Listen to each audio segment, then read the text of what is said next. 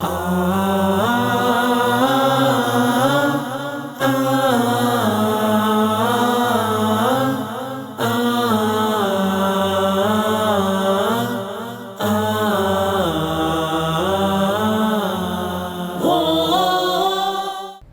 علیکم ورحمۃ اللہ وبرکاتہ۔ الحمدللہ وکفا وسلام علی عبادہ الذین اصطفیٰ، اشہد ان لا الہ الا اللہ وحدہ لا شریک لہ واشہد ان محمدا عبدہ ورسولہ صلی اللہ علیہ وآلہ وسلم۔ اللہم صلی علی محمد وعلی آل محمد کما صلیت علی ابراہیم وعلی آل ابراہیم انکا حمید مجید۔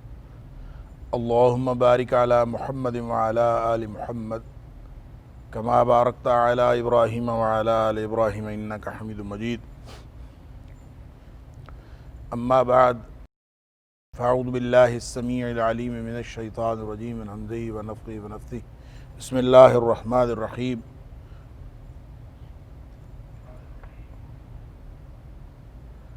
وقال الشیطان لما قضی الامر ان اللہ وعدکم وعد الحق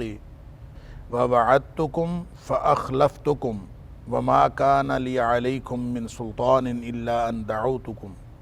فاستجبتم لی فلا تلومونی ولوموا انفسکم ما انا بمصرخکم وما انتم بمصرخی انی کفرت بما اشرکتمونی من قبل ان الظالمین لهم عذاب علیم۔ اور شیطان یہ کہے گا لما قضی الامر، جب فیصلہ ہو جائے گا، ان اللہ وعدکم وعد الحق، بے شک اللہ نے تم سے وعدہ کیا تھا جو سچا وعدہ تھا، ووعدتکم فاخلفتکم، اور میں نے وعدہ کیا تھا، میں اس وعدے کے خلاف کر رہا ہوں، اس کی خلاف ورزی کر رہا ہوں، یا میں نے وعدے کی خلاف ورزی کی۔ وما کان لی علیکم من سلطان، میرا تمہارے اوپر کوئی دباؤ تو تھا نہیں، الا مگر ان دعوتکم، میں نے تو صرف تمہیں دعوت دی تھی، فاستجبتم لی،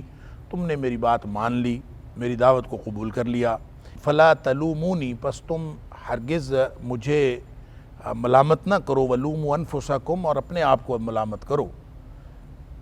آج نہ میں تمہاری کوئی فریاد رسی کرنے والا ہوں، وما انتم بمصرخی، اور نہ تم میری کوئی فریاد رسی کر سکتے ہو۔ انی کفرت بما اشرکتمونی من قبل، جو تم مجھے شریک ٹھہراتے رہے ہو اس سے پہلے، میں تو اس کا سرے سے انکار ہی کرتا ہوں۔ ان الظالمین لہم عذاب علیم، بے شک جو ظالم ہیں ان کے لیے دردناک عذاب۔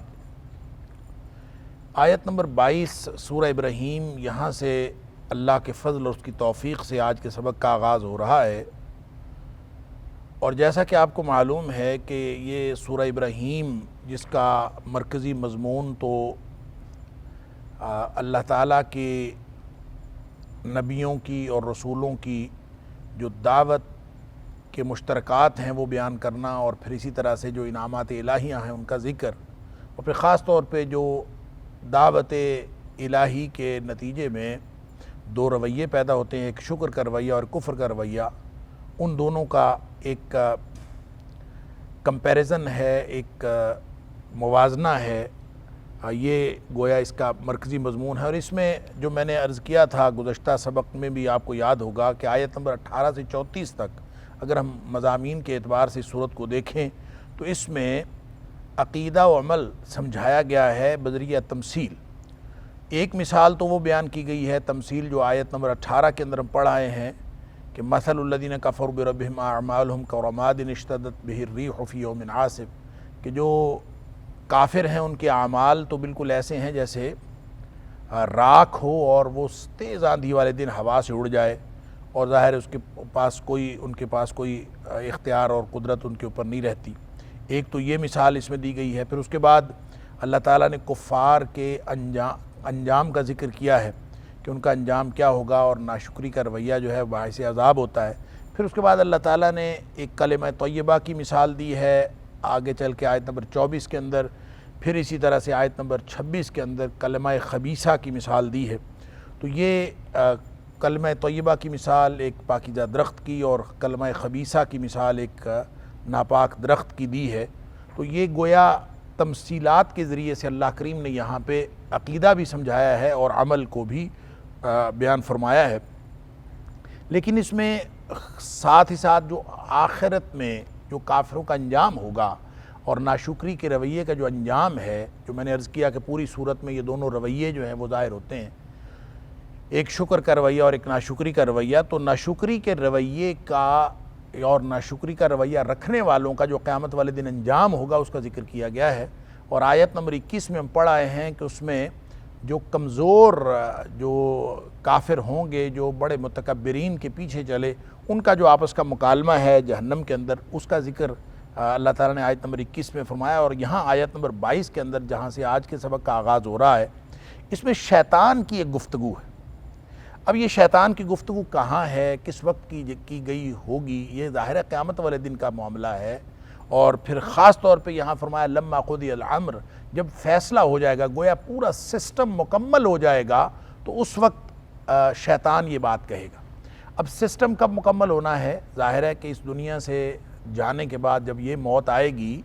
جو ظاہری موت ہے، اور یہ دراصل منتقلی ہے عالم دنیا سے عالم آخرت کی طرف، اور درمیان میں ایک ویٹنگ روم ہے، یا یوں کہہ لیجئے کہ ویٹنگ پیریڈ ہے، اس کو عالم برزخ کہتے ہیں، جو موت سے لے کر آخرت تک کا یا حشر تک کا وقت ہے. تو بہرحال وہ اس کی کیفیات کیا ہیں وہ تو اللہ ہی جانتا ہے. لیکن برزخ کے بعد پھر جب حشر ہوگا اور اس وقت سب لوگوں کے اعمال پیش کیے جائیں گے اور سب کا حساب ہوگا اور اللہ کے سامنے سب پیش ہوں گے، تو اس کے بعد جنت اور جہنم کا فیصلہ ہو جائے گا. جنتی جنت میں چلے جائیں گے، جہنمی جہنم میں چلے جائیں گے. یہ ہے وہ موقع جس کو کہا گیا لما قضی الامر، جب فیصلہ ہو جائے گا ساری باتوں کا، یعنی یہ جو پورا نظام ہے وہ گویا مکمل ہو جائے گا. اب جو جنت میں چلے گئے ان کے بارے میں قرآن کہتا ہے کہ خالدین فیہا ابدا، وہ اس میں ہمیشہ رہیں گے. اور جو جہنم میں چلے گئے وہ بھی اس میں ہمیشہ رہیں گے، ہم فیہا خالدون، سوائے چند جو استثناء ہیں جس کا ذکر حدیث کے اندر آتا ہے کہ بعض لوگ جو ہیں وہ جہنم میں اپنی سزا پوری کر کے نکال لیے جائیں گے اور پھر ان کو جنت میں ڈال دیا جائے گا. واللہ عالم کیا اس کے اندر حقیقی اس کی صورت کیا ہوگی، اللہ تعالیٰ ہی جانتا ہے. لیکن جب سسٹم مکمل ہو گیا، جنتی جنت میں چلے گئے، جہنمی جہنم میں چلے گئے، تو شیطان اس وقت کہاں ہوگا؟ یقیناً شیطان بھی جہنم میں ہوگا. اسی لیے یہ جو گفتگو ہے، یہ پھر اس کا مطلب یہ ہے کہ یہ جہنم میں وہ گفتگو کر رہا ہوگا. اور اس سے پہلے جو آیت نمبر 21 کے اندر گفتگو ہوئی ہے کمزور کافروں کی اور متکبرین کی، اور جو ان کا آپس میں مکالمہ ہے وہ بھی ظاہر ہے جہنم کے اندر ہے. اور اجزعنا، چاہے ہم جزا و فضا کریں، ہم صبر نہ، چاہے ہم صبر کریں، کوئی فائدہ نہیں ہے، مال نہ من محیص، ہمارے لیے جائے فرار کوئی نہیں ہے. تو یہ بھی جہنمیوں کا جہنم کے اندر مکالمہ ہے. تو اس سے یہی بات محسوس ہوتی ہے کہ یہ بات جو شیطان کہے گا یہ بھی جہنم کے اندر کہے گا. اور اس کے بارے میں ایک قول امام قرطبی علیہ الرحمہ نے نقل کیا ہے امام حسن رحمہ اللہ کا، کہ اس میں وہ کہتے ہیں کہ یہ جو مکالمہ ہوگا، یہ جو شیطان کی تقریر ہوگی، یہ وہ باقاعدہ خطبہ دے گا. ایک ممبر ہوگا، آگ کا ممبر جہنم کے اندر. تو یہ جہنم کے اندر آگ کے ممبر پر کھڑا ہوگا اور وہاں کھڑے ہو کے یہ بات کرے گا جس کا ذکر اللہ تعالیٰ نے آیت نمبر 22 کے اندر فرمایا ہے. اور اس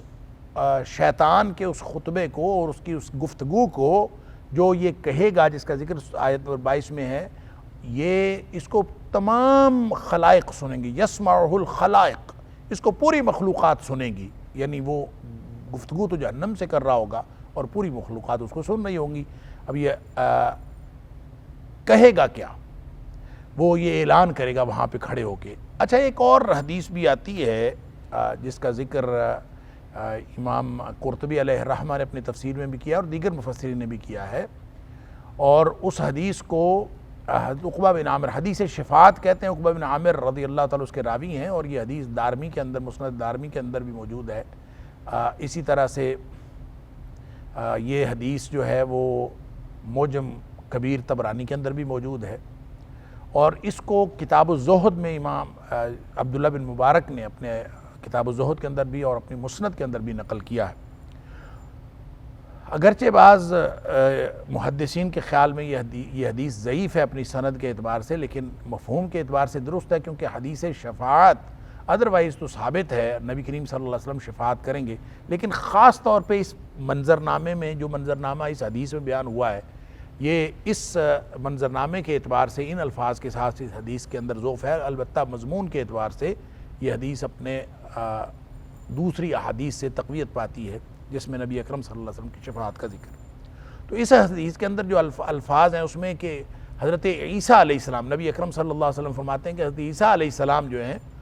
جو ان کے پاس جب لوگ جائیں گے سفارش کے لیے تو وہ میری طرف رہنمائی کریں گے کہ جا کے محمد کریم صلی اللہ علیہ وسلم سے سفارش کروا لو۔ تو لوگ میری طرف آئیں گے اور نبی اکرم صلی اللہ علیہ وسلم فرماتے ہیں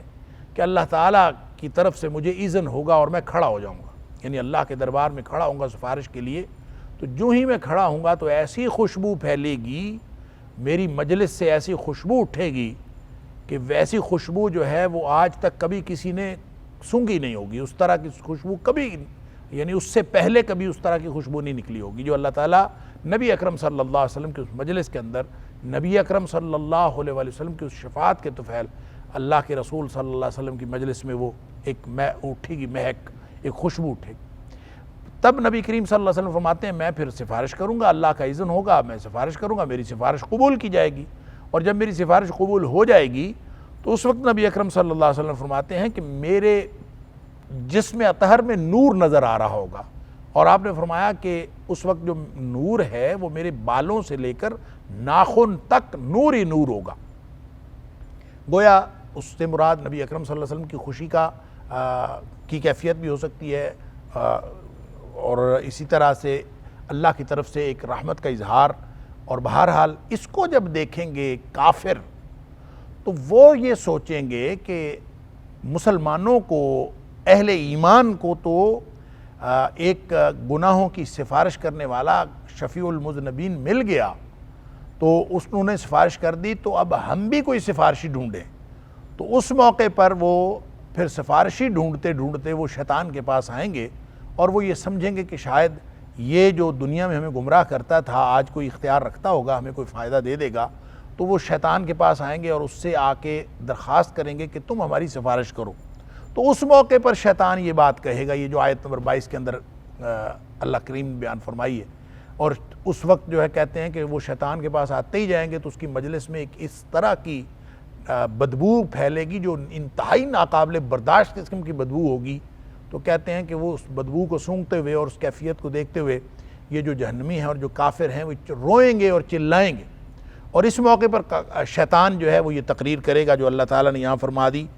کہ وقال الشیطان، شیطان اس موقع پر یہ کہہ دے گا لما قضی الامر، جب پورا فیصلہ ہو گیا، سسٹم مکمل ہو گیا، تو یہ کہہ دے گا ان اللہ وعدکم وعد الحق، اللہ نے جو وعدہ کیا تھا نا تم سے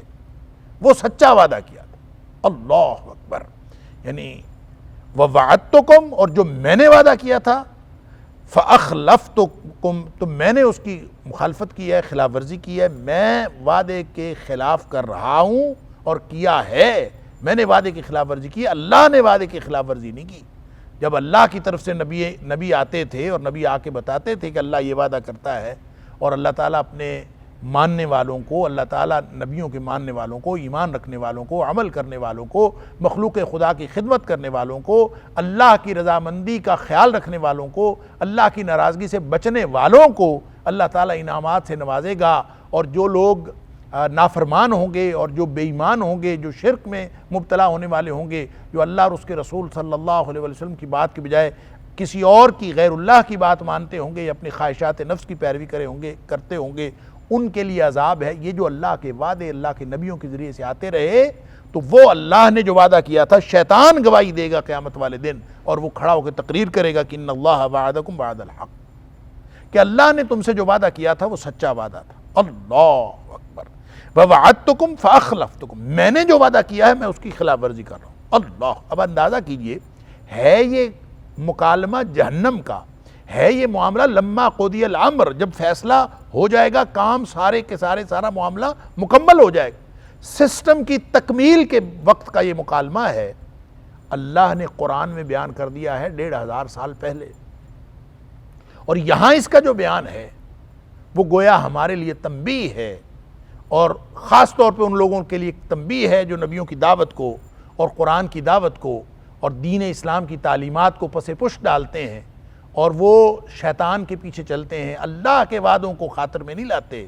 البتہ شیطان کے وہ وعدے جو جھوٹے وعدے ہیں اور بالکل دھوکے پر مبنی ہیں، جس کے بارے میں، اور یہ دھوکہ واضح ہوگا قیامت والے دن جا کے، دنیا میں واضح نہیں ہوتا۔ حالانکہ اللہ تعالیٰ نے بار بار جگہ جگہ بتا دیا ہے، یعدہم ویمنیہم، کہ جو شیطان ہے یہ ان کے ساتھ ان کو وعدہ بھی دیتا ہے اور یہ ان کو تمنائیں دلاتا ہے، امیدیں دلاتا ہے، اور پھر ساتھ فرمایا کہ جو ما یعدہ الشیطان وما یعدہم الشیطان الا غرورا، شیطان کا تو ہر وعدہ جو ہے وہ دھوکے پر مبنی۔ اب یہ دھوکہ نہیں سمجھ میں آتا تو ان لوگوں کی سمجھ میں نہیں آتا جو آخرت پر ایمان نہیں رکھتے۔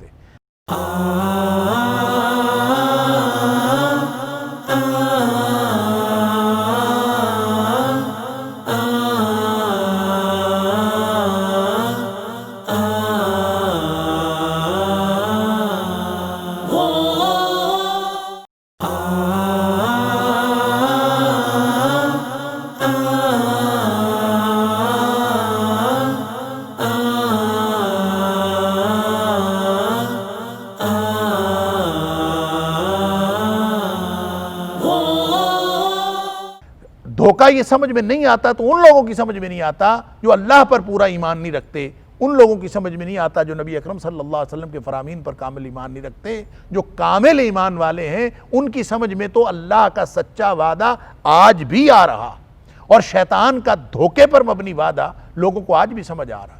لیکن مسئلہ یہ ہے کہ یہاں جو سمجھ گیا وہ بچ گیا، اور جو وہاں جا کے جس نے سمجھا اس کا کوئی فائدہ نہیں ہے۔ وہاں جا کے تو جو کافر ہیں وہ سارے کے سارے اعتراف کریں گے، جیسے مختلف مقامات پہ اللہ کریم نے بیان کیا ہے، فَاعْتَرَفُوا بِذَنبِهِمْ فَسُوقًا لِأَصْحَابِ السَّعِيرِ، اپنا وہاں تو اعتراف کر لیں گے کہ ہمارا گناہ ہے، اور اس سے پہلے فرمایا وَقَالُوا لَوْ كُنَّا نَسْمَعُ وَنَعْقِلُ مَا كُنَّا فِي أَصْحَابِ السَّعِيرِ، اگر ہم دنیا میں سن لیتے، دنیا میں ہم عقل کر لیتے، دنیا میں ہم سمجھ لیتے اللہ کے پیغام کو اور اللہ کے نبیوں کی دعوت کو،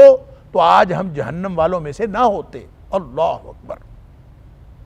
اس لیے کہ جہنم کے جو داروغے ہیں وہ بھی تو یہی بات پوچھیں گے کہ الم یاتکم نذیر، تمہارے پاس کوئی ڈرانے والا نہیں آیا تھا، پہلے آ کے کسی نے خبردار نہیں کیا تھا؟ تو گویا یہاں اللہ تعالیٰ پہلے سے وہ مکالمہ بھی بتا رہا ہے، اور اس شیطان کے اس پورے کلیم کو، جس کلیم کے اوپر پورا گمراہی کا نظام وابستہ ہے، اور پورا گمراہی کا نظام جو ہے اس کے اوپر اس کی عمارت استوار ہوئی ہے، اس پورے کلیم اور اس پورے دعوے کی کلی کھول دی کہ یہ خود کہہ دے گا کہ بھائی میرے وعدے تو سارے جھوٹے ہیں، یہ اس دن کہہ دے گا، اور یہ پہلے ہی اللہ تعالیٰ نے بتا دیے گا، کہے گا قیامت والے دن، اور بتا اب دیا ہے تاکہ لوگ آج سمجھنے والے بن جائیں۔ آج جو سمجھ جائے گا وہ بچ جائے گا، اس دن جو سمجھے گا اس کا کوئی فائدہ نہیں ہے۔ آج جو اعتراف کر لے گا اپنے گناہوں کا اعتراف کر لے گا، آج جو اعتراف کر لے گا وہ بچ جائے گا، جو قیامت والے دن اعتراف کرے گا اس کا کوئی فائدہ نہیں۔ بس یہی فرق ہے، جو دنیا میں اعتراف کر لے، اپنی کمزوری کا اعتراف کر لے، اللہ اکبر، کہ میں تو یہ نہیں کر سکتا، بس اتنی سی بات ہے، اگر دنیا میں اعتراف کر لیا اور دنیا میں سمجھ لیا تو بچ جائیں گے، اور آخرت میں جا کے سمجھا اور وہاں اعتراف کیا تو کوئی فائدہ نہیں ہے۔ تو یہ دنیا میں ہی اللہ نے بتا دیا ہے، اور علامہ زمخشری نے خاص طور پر اپنی تفسیر الکشاف کے اندر لکھا ہے کہ یہ کتنی عجیب بات ہے، یہ ایسے ہی ہے جیسے کسی نے کسی کا ہونے والا نقصان اور کسی کے ساتھ جو ہونے والا دھوکہ ہے اس کے بارے میں کوئی پہلے ہی آگاہ کر دے کہ تمہارے ساتھ یہ دھوکہ ہونے والا ہے، تو پہلے ہی اللہ تعالیٰ نے آگاہ کر دیا ہے، اور اس قدر گویا یہ کامل رہنمائی ہے اللہ کے قرآن کی کہ پہلے ہی بتا دیا کہ جو لوگ شیطان کے پیچھے چلیں گے، اللہ اور اس کے رسولوں کی بات نہیں مانیں گے، وہ قیامت والے دن شیطان تو ان سے بری ذمہ ہے، اور شیطان کا تو سارا کا سارا دھوکے پر مبنی وعدہ تھا، وما یعدہم الشیطان الا غرورا، جیسے سورہ نساء کے اندر فرمایا، اور یہاں فرمایا کہ یہ قیامت والے دن کہہ دے گا ووعدتکم فاخلفتکم، میں نے وعدہ کیا تھا، میں نے تو اس کی خلاف ورزی کی، میں نے کوئی وعدہ پورا نہیں کیا۔ اللہ کا وعدہ سچا، شیطان کہہ رہا ہے اللہ کا وعدہ سچا۔ آج ہماری سمجھ میں نہیں آتا کہ اللہ کا وعدہ سچا ہے، اور آج ہمیں شیطان کے وعدے بھی اس کی طرف بھی توجہ کرنی پڑتی ہے، ہم سمجھتے ہیں کہ شاید ادھر سے کوئی فائدہ مل جائے، اللہ تعالیٰ معاف فرمائے۔ پھر شیطان یہ کہے گا وما کان لی علیکم من سلطان، کہ دیکھو میرا کوئی تمہارے اوپر دباؤ نہیں تھا۔ سلطان کا معنی غلبہ بھی ہے، سلطان کا معنی دلیل بھی ہے، حجت بھی ہے۔ اس سے پہلے یہ بات سلطان کے معنوں کے حوالے سے کافی تفصیل سے یہ گفتگو ہو چکی۔ اب اس کا معنی اگر غلبہ ہے تو گویا میرا تمہارے اوپر کوئی غلبہ نہیں تھا، میں کوئی زور تھوڑی چلتا تھا، میرا کوئی اختیار تھوڑی تھا تمہارے اوپر، میرا کوئی اختیار تمہارے اوپر نہیں تھا، کوئی دباؤ بھی نہیں تھا، میں کچھ کر بھی نہیں سکتا تھا، تمہارا کچھ بگاڑ بھی نہیں سکتا تھا، لیکن میں نے تو اپنی اس فطرت کے مطابق، یعنی شیطان کی فطرت گمراہ کرنا ہے، لہٰذا وہ کہتا ہے میں نے تو دعوت دی تھی، بت الا ان دعوتکم، میں نے تو دنیا میں صرف دعوت دی تھی، تمہیں بلایا تھا بھی آ جاؤ، فاستجبتم لی، تم نے میری دعوت قبول کر لی، تم نے میری بات مان لی، اب اس میں میرا کیا قصور ہے؟ بھئی میں کوئی زور تھوڑی تھا، دباؤ تھوڑی تھا، میرے پاس کوئی غلبہ نہیں تھا، یا دوسرا معنی میرے پاس کوئی حجت نہیں تھی، کوئی دلیل نہیں تھی۔ گویا دنیا میں جتنا کفر ہے، جتنا شرک ہے، اور جتنی کفریہ اور شرکیہ تعلیمات ہیں، اور جتنے کفریہ اور شرکیہ نظام ہیں، بنیاد کے اعتبار سے اس قدر بودے ہیں کہ خود شیطان، کیونکہ دنیا میں دو ہی تو فوجیں ہیں، دو ہی گروپ ہیں۔ اللہ قرآن میں بہت واضح انداز میں فرماتا ہے کہ حزب اللہ ہے، ایک حزب الشیطان ہے، ایک اللہ کا گروہ ہے، ایک شیطان کا گروہ ہے۔ اللہ کا گروہ کامیاب ہونا ہے، فَإِنَّ حِزْبَ اللَّهِ هُمُ الْمُفْلِحُونَ، اللہ کا گروہ کامیاب ہے، اور جو حزب الشیطان ہے وہ ناکام ہے، وہ گمراہ ہے۔ تو دنیا میں دو ہی نظام تھے، اب جو اللہ کا نظام ہے اس کے بارے میں شیطان خود قیامت والے دن یہ کہہ رہا ہے کہ میں نے تو بھئی سب جھوٹ بولا، اصل سچا نظام وہ تھا۔ اور یہ جو بات یہ ساتھ کی کہ وما کان علی علیکم من سلطان، کہ میرے پاس تو کوئی تمہارے اوپر کوئی دباؤ یا غلبہ نہیں تھا، ایک معنی تو یہ ہے، دوسرا یہ کہ میرے پاس کوئی دلیل بھی نہیں تھی۔ گویا پورا نظام جس پر یہ پوری گمراہی کے نظام کی اور شیطانی نظام کی اور اللہ کے دین کے مخالف نظام کی جو پوری عمارت کھڑی ہے وہ بے دلیل ہے، شرک بے دلیل ہے، کفر بے دلیل ہے، جتنی دلیلیں دی جاتی ہیں ساری کی ساری بودی ہیں، اور اس نظام کو چلانے والا جو ابلیس ہے وہ خود قیامت والے دن کہہ رہا ہے، اور اللہ تعالیٰ نے اس کی بات آج بتا دی، اس سے بڑی کامل رہنمائی اور کیا ہو کہ اس نے کہہ دینا ہے اس دن جا کے کہ بھئی میرے پاس تو نہ دلیل تھی، نہ کوئی غلبہ تھا، نہ کوئی دباؤ تھا، میں نے تو سادہ سی دعوت پکارا تھا تمہیں، بس میں نے تو الا ان دعوتکم، میں نے تو تمہیں پکارا تھا آ جاؤ، دعوت دی تھی، فاستجبتم لی، تم نے اپنی مرضی سے میری دعوت قبول کر لی، میں نے کوئی زور زبردستی تو کی نہیں تھی، اور اگر تم میری بات نہ مانتے تو میرا تمہارے اوپر کوئی دباؤ بھی نہیں تھا، غلبہ بھی نہیں تھا، اختیار بھی نہیں تھا، اور میرے پاس کوئی دلیل بھی نہیں تھی، بغیر دلیل کے تم مانتے چلے گئے۔ تو یہاں سے یہ بات ثابت ہو رہی ہے کہ دنیا میں کوئی چیز، یہ دیکھیں شرک ہے، یہ کفر ہے، یہ دلیل کے میدان میں، دانش کے میدان میں اس کی کوئی حیثیت نہیں۔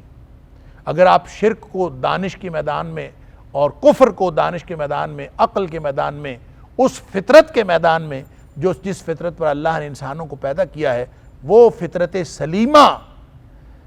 جو اللہ تعالیٰ نے جس پر انسانوں کو بنایا ہے، وہ فطرت سلیمہ جو ہے وہ ہمیشہ کفر سے ابا کرتی ہے، وہ ہمیشہ شرک سے ابا کرتی ہے، وہ جس دلیل کو چاہتی ہے وہ دلیل ملتی ہے تو اللہ کے وعدے میں ملتی ہے، وہ شیطان کے وعدے میں وہ دلیل بالکل سرے سے موجود نہیں۔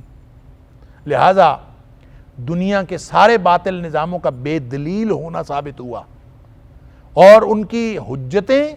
ان کی نشانیاں، ان کی دلیلیں، ان کا غلبہ، اس کی کوئی حیثیت نہیں سوائے اس کے کہ وہ دھوکہ ہے۔ اس لیے اللہ تعالیٰ بار بار فرماتا ہے قرآن میں وَلَا يَغُرَّنَّكُمْ تَقَلُّبُ الَّذِينَ كَفَرُوا فِي الْبِلَادِ، یہ کافروں کا زمین میں، شہروں میں دندناتے پھرنا تمہیں کسی دھوکے میں مبتلا نہ کرے۔ متاع قلیل ثم مأواہم جہنم،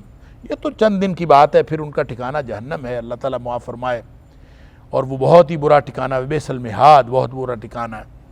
تو یہاں فرمایا کہ شیطان تقریر کر دے گا قیامت والے دن اور کہے گا کہ ان اللہ وعدکم وعد الحق، اللہ نے تمہارے ساتھ بہت ہی سچا وعدہ کیا تھا، اللہ اکبر، ووعدتکم فاخلفتکم، میں نے جو وعدہ کیا تھا میں نے اس کی خلاف ورزی کی ہے، وما کان لی علیکم من سلطان، میرے پاس کوئی دلیل بھی نہیں ہے، میرے پاس کوئی غلبہ بھی نہیں ہے، تمہارے اوپر کوئی دباؤ بھی نہیں تھا، الا ان دعوتکم فاستجبتم لی، میں نے تو بس تمہیں پکارا تھا اور تم نے میری پکار پر لبیک کہا، میری بات قبول کر لی۔ جب تم نے قبول کی ہے، اپنی مرضی سے قبول کی ہے، بغیر دلیل کے قبول کی ہے، بغیر کسی میرے دباؤ کے قبول کی ہے، تو پھر ذمہ دار تو تم ہو، میں تو ذمہ دار نہیں ہوں۔ لہٰذا وہ کہہ دیجیے گا فلا تلومونی، مجھے ملامت نہ کرو، میرا کوئی قصور نہیں ہے، میں زبردستی تمہیں گمراہی کی طرف نہیں لایا، میں نے تو دعوت دی تھی، تم نے میری بات مان لی، بغیر دلیل کی مان لی، بغیر غلبے، بغیر اختیار، بغیر میرے زور زبردستی کے مان لی۔ فلا تلومونی، مجھے نہ ملامت کرو، ولوموا انفسکم، تم اپنے آپ کو ملامت کرو۔ ما انا بمصرخکم، آج تم میری مدد کے لیے میرے پاس آئے ہو، میں تمہاری کوئی مدد نہیں کر سکتا۔ وما انتم بمصرخی، مصرخ کا مطلب ہوتا ہے فریاد رسی کرنے والا، میں تمہارا فریاد رس نہیں ہو سکتا، تم میرے فریاد رس نہیں ہو سکتے، نہ تم میرا کوئی فائدہ کر سکتے ہو، نہ میں تمہارا کوئی فائدہ کر سکتا ہوں۔ آج جس طرح سے تم پھنسے ہو اسی طرح سے میں پھنسا ہوں۔ رہ گئی بات کہ دنیا میں تم جو کرتے رہے، جیسا کہ طبرانی اور دارمی والی وہ روایت جو امام قرطبی علیہ الرحمہ نے نقل کی ہے، حدیث شفاعت عقبہ بن عامر رضی اللہ تعالیٰ عنہ والی روایت جو بھی میں نے ذکر کی، اس میں یہ ہے کہ شیطان کو جا کے کافر کہیں گے کہ تو ہمیں گمراہ کرتا رہا، لہٰذا آج تو ہی ہماری فریاد رسی کر، تو ہی ہماری سفارش کر۔ تو یہ وہاں پہ کہہ دے گا، اور یہ وہ بات ہے کہ وہ کہے گا کہ نہ میں تمہاری مدد کر سکتا ہوں نہ تم میری مدد کر سکتے ہو۔ انی کفرت بما اشرکتمونی من قبل، چونکہ یہ جا کے اس کو کہیں گے کہ تم نے ہمیں گمراہ کیا، اور ذمہ داری کا تعین کرنے کی کوشش کریں گے، رسپانسبلٹی گویا اس کے اوپر فکس کریں گے کہ ہم تیری وجہ سے گمراہ ہوئے، ہم تیرے پیچھے چلتے رہے، اس لیے آج تو سفارش ہماری کر۔ تو وہ گویا سرے سے اس بات سے انکار ہی کر دے گا کہ تم نے کب مجھے شریک ٹھہرایا تھا، تم نے مجھے شریک کیا ہی کب تھا اللہ کا۔ انی کفرت، میں تو سرے سے انکار کرتا ہوں اس بات کا کہ تم نے کوئی ایسا کام کیا، مجھے پتہ ہی نہیں ہے۔ ایک تو بات یہ کہ میں انکار کرتا ہوں بما اشرکتمونی من قبل، اس سے پہلے بھی جو تم مجھے شریک ٹھہراتے رہے، یعنی مجھے جو شریک بنایا تھا، اور اختیار میں، کسی معاملات میں اور وعدوں کو پورا کرنے میں، کسی بھی حوالے سے جب تم مجھے شریک بناتے تھے تو میں اس سے ویسے بری ذمہ ہوں، میں انکار کرتا ہوں۔ ایک معنی تو یہ ہے۔ دوسرا یہ ہے کہ یعنی تم کرتے رہے کہ نہیں کرتے رہے، میں اس سے ہی انکار کرتا ہوں، سرے سے انکاری ہوں۔ دوسرا معنی اس کا یہ ہے کہ جو تم شرک کرتے رہے، آج میں یہ بتا رہا ہوں کہ وہ سارا غلط تھا۔ انی کفر، تو میں اس تمہارے سارے کیے ہوئے شرک سے، ایک تو یہ کہ تم نے کیا یا نہیں میں اس سے سرے سے انکار کرتا ہوں، اور دوسرا یہ کہ جو تم کرتے رہے وہ سرے سے سارا غلط تھا، میں اس کے ساتھ کفر کرتا ہوں، اس کا انکار کرتا ہوں اور اس سے بری ذمہ ہوتا ہوں۔ گویا ہر طرح کا عمل جو شیطان کے پیچھے لگ کے کیا تھا اور شیطان کی باتیں مانتے ہوئے کیا تھا، گمراہی کے رستے پر کفار چلے تھے، مشرک چلے تھے، گمراہ لوگ چلے تھے، اس کا سارے کا سارے کا پھول اللہ کریم نے پہلے ہی کھول دیا ہے کہ اس کی کوئی حیثیت نہیں ہے، اس کی بے حقیقتی واضح کر دی۔ ان الظالمین لہم عذاب علیم، جو خود ظلم کرنے والے ہیں، حق پہچان کر اس کو چھوڑ دینے والے، اللہ کے وعدوں کو چھوڑ کر غلط رستہ اختیار کرنے والے، وہ تو اس سے بڑا ظالم اور کون ہوگا۔ تو یہ جو ظالم لوگ ہیں، حقدار کو حق نہ دینے والے، حق تو تھا کہ اللہ کے وعدوں کو مانا جاتا، حق تو یہ تھا کہ نبیوں کی باتوں کو مانا جاتا، حق تو یہ تھا کہ نبی اکرم صلی اللہ علیہ وسلم کی تعلیمات پر عمل کیا جاتا، لیکن انہوں نے وہ راستہ چھوڑ کر دوسرا راستہ اختیار کیا، شیطان کا راستہ اختیار کیا، خواہش نفس کی پیروی والا راستہ اختیار کیا۔ تو یہ اس سے بڑا ظلم اور کیا ہوگا۔ شرک ہے تو ان الشرک لظلم عظیم، سب سے بڑا جو ظلم ہے وہ شرک ہے، کفر بھی ظلم ہے، اپنے آپ کو غلط راستے پر لے جانا، وضع شیء فی غیر موضعہ یا فی غیر محلہ، ہر غلط راستہ اختیار کرنا ظلم۔ فرمایا ان الظالمین لہم عذاب علیم، جو ظالم ہیں ان کے لیے دردناک عذاب ہے۔ اب یہ پیچھے ساری گفتگو جو ہے وہ شیطان کی تقریر ہے جو قیامت والے دن وہ کرے گا یا جہنم میں کرے گا۔ تو اب یہ جو فقرہ ہے ان الظالمین لہم عذاب علیم، اب یہ شیطان کی اس تقریر کا حصہ بھی ہو سکتا ہے کہ وہ اقرار کرتے ہوئے یہ کہے گا کہ ہم سب ظالم ہیں، اقرار کرے گا کہ ہم سب ظالم ہیں، اس لیے دردناک عذاب، ظالموں کا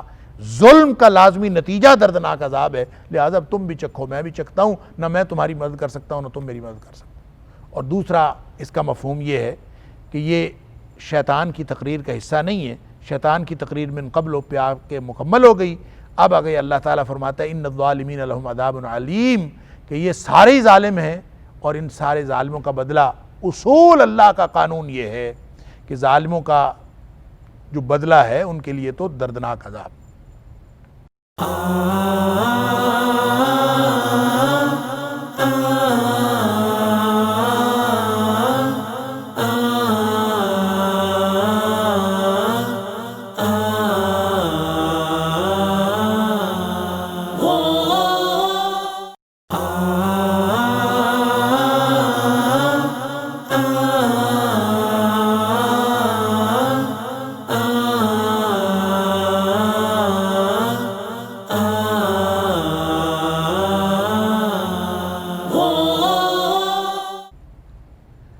وَأُدْخِلَ الَّذِينَ آمَنُوا وَعَمِلُوا الصَّالِحَاتِ جَنَّاتٍ تَجْرِي مِن تَحْتِهَا الْأَنْهَارُ خَالِدِينَ فِيهَا بِإِذْنِ رَبِّهِمْ تَحِيَّتُهُمْ فِيهَا سَلَامٌ۔ اور داخل کیے جائیں گے وہ لوگ جو ایمان لائے، وَعَمِلُوا الصَّالِحَاتِ، اور انہوں نے نیک عمل کیے، جنات، جنتوں میں داخل کیے جائیں گے، تجری من تحتها الانہار، جس کے نیچے نہریں جاری ہیں یا دریا جاری ہیں، خالدین فیہا، اس کے اندر وہ ہمیشہ رہیں گے، بِإِذْنِ رَبِّهِمْ، رب کے حکم سے، تحیتہم فیہا سلام، ان کا جو خیر مقدم ہوگا وہ وہاں پہ سلامتی کے ساتھ ہوگا، سلامتی کی دعا کے ساتھ ان کا خیر مقدم کیا جائے گا، یا پھر تحیہ کا مطلب آپس میں ایک دوسرے کے ساتھ جو وہ جو ملیں گے اور ایک دوسرے سے گریٹنگ شیئر کریں گے، وہ تحیہ ہے، کیونکہ تحیہ کا لفظی معنی تو ہوتا ہے زندگی کی دعا دینا، تو اصل میں یہ تحیہ تحفہ دینا، تو اس کا ذکر آ گیا سورہ نساء کے اندر بھی، سورہ نساء کی آیت نمبر 86 میں بھی اس کا ذکر آ گیا، اور اسی طرح سورہ یونس کی آیت نمبر 10 کے اندر بھی اس کا ذکر آ گیا، اس پہ بہت تفصیل سے گفتگو ہو چکی کہ تحیہ کیا ہوتا ہے۔ تو یہاں پہ وہی بات کہ تحیہ دو طرح سے، جہنم سے بچ گئے، جنت میں چلے گئے جنتی، تو جنت میں جا کے یا تو جو جنت کے درمیان ہیں وہ ان کا استقبال کریں گے اور ان کا خیر مقدم کریں گے اور ان کو سلامتی کی دعا دیں گے، ایک اس کا معنی یہ بھی ہو سکتا ہے، اور دوسرا اس کا معنی یہ ہو سکتا ہے کہ یہ جنتیوں کی آپس کی گفتگو ہے، جنتی جب آپس میں ملیں گے تو ایک دوسرے کو سلام کہیں گے، دونوں باتیں قرآن سے ثابت ہیں۔ ایک تو بات ثابت ہوئی سورہ یونس کی آیت نمبر 10 سے کہ دعواہم فیہا سبحانک اللہم، ان کی دعوت یہ ہوگی، جہاں جو بھی پکارنا ہے ان کا یہ ہوگا، جب بھی پکاریں گے ایک دوسرے کو پکاریں گے یا اللہ کو پکاریں گے تو سبحانک اللہم کہیں گے، اللہ تو پاک ہے ہر قسم کے عیب اور نقص، وتحیتہم فیہا سلام، اور ایک دوسرے کے ساتھ وہ جو گریٹنگز شیئر کریں گے، ایک دوسرے کے ساتھ ملاقات کے وقت جو ایک دوسرے کو دعا دیں گے وہ سلامتی کی دعا ہوگی، تو گویا یہ آپس میں ایک دوسرے کے لیے سلامتی کی دعا بھی ہو سکتی ہے اور وہ خیر مقدم بھی ہو سکتا ہے جو جنتیوں کا جنت میں داخلے کے وقت ہوگا، اس کا ذکر اللہ تعالیٰ نے سورہ زمر کی آیت نمبر 73 میں بھی فرمایا ہے، اور اسی طرح سورہ رعد کی آیت نمبر 23-24 میں بھی فرمایا ہے کہ جیسے سورہ زمر کے اندر فرمایا وَقَالَ لَهُمْ خَزَنَتُهَا سَلَامٌ عَلَيْكُمْ طِبْتُمْ فَادْخُلُوهَا خَالِدِينَ، کہ جنتی جب جنت میں پہنچیں گے، اللہ اکبر، وَسِيقَ الَّذِينَ آمَنُوا إِلَى الْجَنَّةِ زُمَرًا، جنت کی طرف ایک گروہ در گروہ جنت کے اندر پہنچیں گے، لیکن جب جنت کے دروازے پہ آئیں گے وَفُتِحَتْ أَبْوَابُهَا، سبحان اللہ، وہاں پہنچیں گے تو اس کے دروازے کھلے ہوئے ہوں گے، یعنی ان کو اتنی دیر بھی انتظار نہیں کرنا پڑے گا جتنا دروازہ کھلنے کا انتظار کرنا پڑتا ہے، جنتی پہنچیں گے وَفُتِحَتْ أَبْوَابُهَا، اس حال میں پہنچیں گے کہ دروازے پہلے سے کھلے ہوں، وہاں جو ہے جب یہ پہنچیں گے وَقَالَ لَهُمْ خَزَنَتُهَا سَلَامٌ عَلَيْكُمْ، تو جنت کے جو دربان ہوں گے وہ ان کا استقبال کریں گے، ان کا خیر مقدم کریں گے اور کہیں گے سلام علیکم، تمہارے اوپر سلامتی ہو، طب تم بڑے اچھے رہے، تم بڑا اچھا ہوا معاملہ تمہارے ساتھ، فادخلوہا خالدین، اب اس میں داخل ہو جاؤ اور ہمیشہ اس کے اندر رہو، اللہ اکبر۔ تو اس سے مراد تحیتہم فیہا سلام، کہ کہ اللہ کے حکم سے وہ داخل ہوں گے فیہا خالدین فیہا بإذن ربہم، جنتوں میں وہ داخل کرے گا اور ان کا جو استقبال کیا جائے گا وہ سلامتی کے ساتھ کیا جائے گا۔ اسی طرح سورہ رعد کے اندر فرمایا والملائکۃ یدخلون علیہم من کل باب، کہ ہر دروازے پہ فرشتے آئیں گے ان کے پاس۔ اب یہ یدخلون علیہم من کل باب سے یوں لگتا ہے کہ جنتی جنت میں چلے جائیں گے تو ہر طرف سے فرشتے آیا کریں گے، فرشتے آ کے سلامتی پیش کیا کریں گے اور آ کے کہیں گے سلام علیکم بما صبرتم فنعم عقبی الدار، تم نے جو صبر کیا اس کی وجہ سے تمہارے اوپر بڑی سلامتی ہو اور کتنا جو ہے وہ اچھا ہے آخرت کا گھر تمہارے لیے۔ تو یہ دونوں طرف سے یعنی خیر مقدمی گفتگو ہو جنت کے دربانوں کی طرف سے یا پھر جنت میں رہتے ہوئے فرشتوں کی طرف سے جو سلامتی کی دعائیں اور ہر طرف سے خیر مقدمی جو سلام ہے وہ اس سے مراد ہو سکتے ہیں، اور دوسرا جو ان سلامیوں کے علاوہ جو جنتیوں کا اہل ایمان کا آپس میں جو تحیہ ہوگا، جو آپس میں گفتگو یا آپس میں جو گریٹنگز شیئر کرنا ہوگا وہ بھی سلامتی ہوگی۔ اللہ تعالی ہم سب کو جنت الفردوس کے اندر لے جائے۔ الم تر کیف ضرب اللہ مثلا، اب یہ وہ بات ہے جو پہلے میں عرض کر چکا ہوں کہ تمثیل اللہ تعالیٰ نے بیان فرمائی، پہلے کفار کے اعمال کی تمثیل پیچھے ہو چکی کہ اس کو راکھ کی مثال دی گئی، اب یہاں پہ اللہ تعالیٰ نے ایک اور مثال، الم تر کیا تو نے دیکھا نہیں، کیف ضرب اللہ مثلا کس طرح مثال بیان کی ہے اللہ نے، کلمۃ طیبۃ پاکیزہ بات کی مثال، کلمہ طیبہ کی مثال، کشجرۃ طیبۃ وہ بالکل ایسے ہے جیسے پاکیزہ درخت ہو، پاکیزہ درخت کی مثال ہے، کلمہ طیبہ کی مثال ایسے ہے جیسے کشجرۃ طیبۃ جیسے پاکیزہ درخت ہو۔ اچھا یہ جو مثلاً ہے، یہ مثل اور مثل یہ دو الفاظ قرآن حکیم میں مختلف مقامات پر استعمال ہوا ہے، مثل بھی اور مثل بھی۔ اب جہاں مثل کا لفظ آتا ہے وہ مشابہت کے لیے آتا ہے، اور جہاں مثل کا لفظ آتا ہے وہ مشابہت کے لیے نہیں آتا، وہ کسی یعنی جب دو چیزوں کا موازنہ کیا جائے اور اس میں اس کی مشابہت کا ذکر ہو تو پھر مثل کا لفظ استعمال کیا جاتا ہے۔ معنی تو یہی ہے کہ اس کی مثال تو گویا وہ اس جیسا ہے، اس کی مثال اس کی طرح ہے، لیکن جب مثل میم پر زبر کے ساتھ استعمال کیا جاتا ہے تو اس کا مطلب ان صفات کی ڈسکرپشن ہوتا ہے، ان صفات کا اظہار ہوتا ہے جو اس چیز کے اندر ہوتی ہیں جس کی مثل بیان کی جا رہی ہوتی۔ تو مثل کا مطلب کسی دوسری چیز کے ساتھ موازنہ کرتے ہوئے اس کی مشابہت ہرگز نہیں ہے، بلکہ مثل کا مطلب ہے اس کی صفات، اس کی صفت، اس کی مثال، اس کا اظہار ہو رہا ہے، اس کی صفات کا اظہار ہو رہا ہے، جس کو انگریزی میں کہتے ہیں ڈسکرپشن کرنا، اس کو ڈسکرائب کرنا۔ تو گویا مثلاً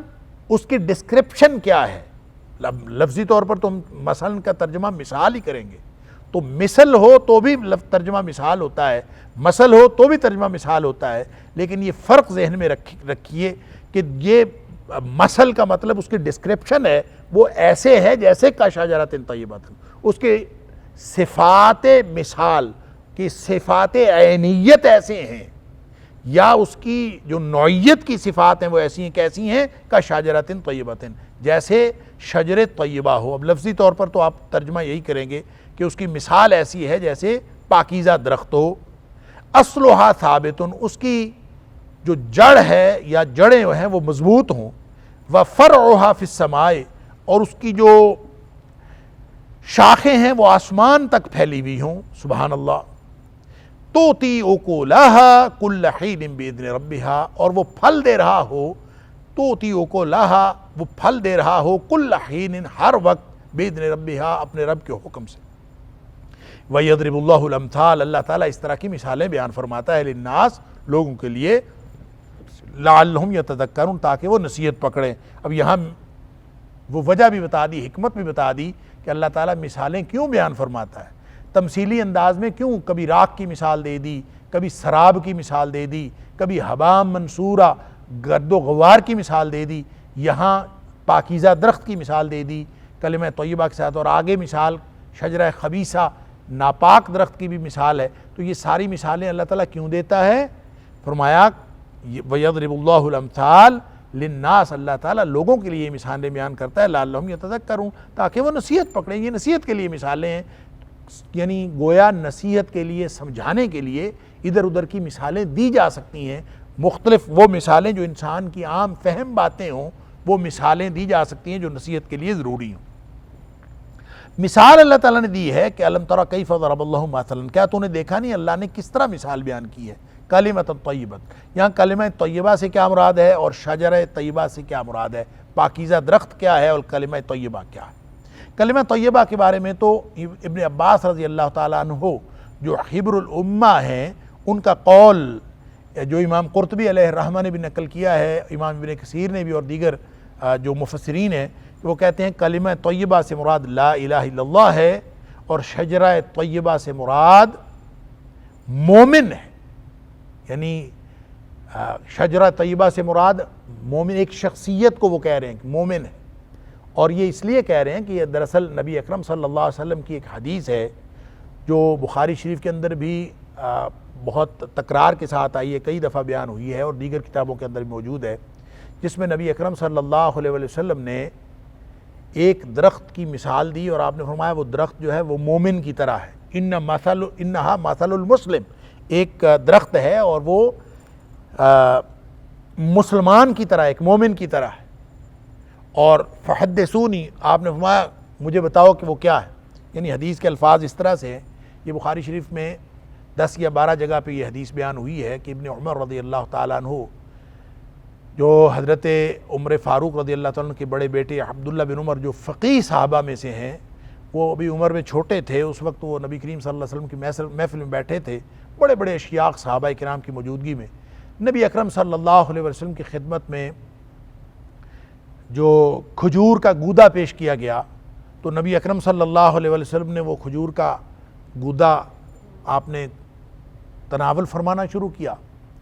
تو ساتھ ہی آپ نے ایک سوال پوچھا، آپ نے پوچھا یہ بتاؤ کہ ان من الشجر شجرۃ، درختوں میں سے ایک ایسا درخت ہے لا یسقط ورقها، اس کے پتے نہیں گرتے، وانھا مثل المسلم، اور یہ درخت جو ہے یہ مسلمان درخت کی طرح ہے، مسلمان کی طرح ہے. فحدثونی ما ہی، مجھے بتاؤ کہ یہ کون سا درخت ہے. حضرت ابن عمر رضی اللہ تعالیٰ فرماتے ہیں فواقع الناس فی شجر البوادی، کہ لوگ جو تھے وہ جنگل کے مختلف درختوں کی طرف ان کا دھیان گیا، وہ اس طرح کی باتیں کرنے لگے، پھر ان کو سمجھ نہیں آئی کیا ہے. اس موقع پر حضرت عبداللہ بن عمر رضی اللہ تعالیٰ فرماتے ہیں میرے دل میں خیال آیا، واقع فی نفسی انہا نخلہ، میرے دل میں خیال آیا کہ ایسا درخت تو کھجور کا درخت ہے. لیکن وہ کہتے ہیں کہ لیکن میں شرما گیا، استحییت، مجھے شرم آئی کہ میں چھوٹا ہوں اور بڑے بڑے صحابہ کرام موجود ہیں تو میں نہ بات کروں. بعد میں صحابہ نے پوچھا نبی اکرم صلی اللہ علیہ وسلم سے تو اس سے کیا مراد ہے، آپ نے فرمایا وہ کھجور کا درخت ہے، اور یہ اس کو آپ نے انہا مثل المسلم کہا کہ وہ مسلمان کی طرح ہے. اور اس کی تشریح بعض احادیث میں آتی ہے کہ اس کے جس طرح کھجور کے پتے نہیں گرتے، امام قرطبی نے اس حدیث سے بھی استدلال کرتے ہوئے بات کہی ہے کہ جس طرح اس کے پتے نہیں گرتے اسی طرح مومن کی دعا رد نہیں ہوتی، اس لیے اللہ تعالیٰ نے اس کی مثال دی ہے. اس کی اور بھی بہت ساری وجوہات مفسرین و محدثین نے بیان کی ہیں کہ اللہ تعالیٰ نے مسلمان اور مومن کی مثال، اللہ کے رسول صلی اللہ علیہ وسلم نے مومن کی طرح کھجور کے درخت کو کیوں قرار دیا. یہاں اللہ تعالیٰ نے جو قرآن میں اس کی مثال، اس کی وجہ بیان فرمایا ایک تو اصلھا ثابت، جڑیں بڑی مضبوط ہوتی ہیں کھجور کی، یعنی آپ کھجور کی جڑوں کو کاٹ بھی دیں وہ کہیں نہ کہیں سے پھر نکل آتی ہیں، اور اتنی زیادہ گھنی اور مضبوط جڑیں ہوتی ہیں کہ جتنی مرضی آندھی آئے سارے درخت گر جاتے ہیں، کھجور کا درخت نہیں گرتا حالانکہ اتنا لمبا ہوتا ہے. اللہ اکبر. تو بالعموم اس کی جڑیں جو ہیں وہ تمام درختوں سے زیادہ، اور اس کی جو شاخیں ہیں وہ اس قدر بلند ہوتا ہے کہ سارے درختوں سے اوپر نکل جاتا. اور باقی درخت جو ہیں اپنی جھاڑیاں ادھر ادھر، اپنی ٹہنیاں جو ہیں وہ ادھر ادھر پھیلاتے ہیں، جس سے دوسرے لوگوں کو تنگی بھی ہوتی ہے. لیکن یہ کھجور کا درخت ایسا ہے اپنا تنے کو لے کر بالکل سیدھا اوپر نکل جاتا ہے، اور اوپر جا کے اس کے پھل بھی اوپر ہوتا ہے اور اس کے پتے بھی اوپر ہوتے ہیں، پتے اس کے گرتے بھی کوئی نہیں ہیں. تو اللہ تعالیٰ یہاں فرماتا ہے کہ اصلھا ثابت، اس کی جڑیں مضبوط ہیں، وفرعھا فی السماء، اور اس کی شاخیں آسمان تک، یعنی آسمان سے مراد بلندی تک پھیلی ہوئی ہیں. یہ مثال دی، اور ظاہر اس سے مراد کھجور کا درخت ہے، اور اس کی وضاحت خود نبی کریم صلی اللہ علیہ وسلم نے بھی مختلف احادیث میں کر دی، کہ جیسے ترمذی شریف کے اندر حدیث ہے، حضرت انس بن مالک رضی اللہ عنہ اس کے راوی ہیں، اس حدیث میں بھی یہی منظرنامہ ہے کہ نبی کریم صلی اللہ علیہ وسلم تشریف فرما تھے، آپ کو ایک تھال پیش کیا گیا، اوتیہ رسول اللہ صلی اللہ علیہ وسلم بقناع علیہ رطب، کہ آپ کو ایک تھال پیش کیا گیا، اس کے اوپر تازہ کھجوریں تھیں، تو نبی کریم صلی اللہ علیہ وسلم نے اس موقع پر یہی آیت تلاوت فرمائی، آپ نے فرمایا مثلا کلمۃ طیبۃ کشجرۃ طیبۃ نخلھا ثابت وفرعھا فی السماء تؤتی اکلھا کل حین باذن ربھا، یہ نبی اکرم صلی اللہ علیہ وسلم نے تلاوت فرمائی، اور آپ نے فرمایا قال ہی النخلہ، سبحان اللہ۔ حضرت انس بن مالک رضی اللہ تعالیٰ فرما رہے ہیں کہ یہ تلاوت فرمانے کے بعد نبی کریم صلی اللہ علیہ وسلم فرمایا اس سے مراد کھجور کا درخت۔ تو گویا جو حضرت ابن عباس رضی اللہ تعالیٰ فرما رہے ہیں کہ اس سے مراد مومن ہے، تو حضرت انس بن مالک رضی اللہ تعالیٰ جو فرما رہے ہیں کہ نبی کریم صلی اللہ علیہ وسلم فرمایا کہ اس سے مراد کھجور ہے، کھجور کا درخت ہے، تو ایک ہی بات ہے، کیونکہ یہ بات بھی نبی کریم صلی اللہ علیہ وسلم نے وضاحت فرما دی کہ انھا مثل المسلم، کہ وہ درخت جو ہے وہ مسلمان کی مثال کی طرح ہے، مومن کی مثال کی طرح ہے۔ پھر آپ نے اگلی مثال جو آگے شجرہ خبیثہ کی دی، وہ بھی اسی حدیث میں آیا کہ آپ نے پھر وہ آیت بھی پڑھی جو اس سے اگلی آیت ہے وَمَثَلُ کَلِمَةٍ خَبِیثَةٍ، کہ جو ناپاک بات ہے اس کی مثال اللہ تعالیٰ دیتا ہے کَشَجَرَةٍ خَبِیثَةٍ، ایک ناپاک درخت کی، اجتثت من فوق الارض، جو زمین کے اوپر سے ہی اکھاڑ لیا گیا یا اکھڑ گیا، ما لہا من قرار، اس کو کوئی ثبات نہیں ہے، وہ اپنی جڑیں نہیں، اس کی کوئی جڑ شڑی نہیں ہے، تو اس سے مراد نبی کریم صلی اللہ علیہ وسلم فرمایا وقال ہی الحنزل، یہ حنزل کا درخت ہے، اندرائن کا درخت ہے، جس کو تمہ کہتے ہیں پنجابی میں، کہ وہ بالکل اس کی جڑ اوپر پڑی ہوتی ہے اور کسی بھی وقت وہ اوپر سے اکھڑ جاتی ہے، اس کی کوئی حیثیت نہیں ہے۔ تو گویا نبی کریم صلی اللہ علیہ وسلم نے ان دونوں درختوں کی جو مثال ہے جو قرآن میں دی گئی، شجرہ طیبہ اس سے مراد کھجور کا درخت، اور شجرہ خبیثہ اس سے مراد اندرائن کا یا حنزل کا درخت ہے، یہ خود نبی کریم صلی اللہ علیہ وسلم نے وضاحت فرما دی۔